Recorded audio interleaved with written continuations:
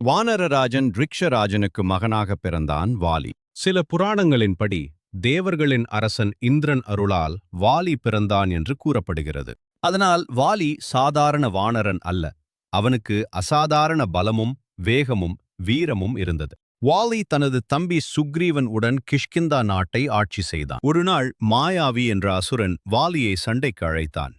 வாலி அவனை ஒரு குகைக்குள் துரத்தி சென்றான். நேரம் பல கடந்தது. குகையிலிருந்து இரத்தம் வெளியே வந்தது.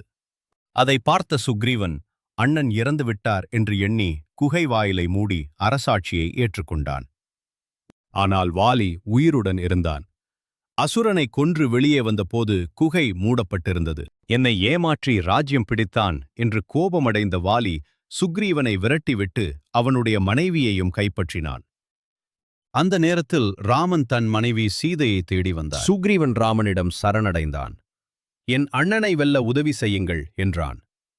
ராமன் தர்மத்திற்காக சுக்ரீவனுக்கு உதவ ஒப்புக்கொண்டார். சண்டையில் வாலி சுக்ரீவனை அடக்கிக் கொண்டிருந்தான். அப்போது மரத்தின் பின்னாலிருந்து ராமன் அம்பு எய்தினார். அம்பு வாலியின் மார்பில் பாய்ந்தது. வாலி கேள்வி கேட்டான். நான் உன்னிடம் என்ன தீங்கு செய்தேன்? ராமன் பதில் கூறினார்.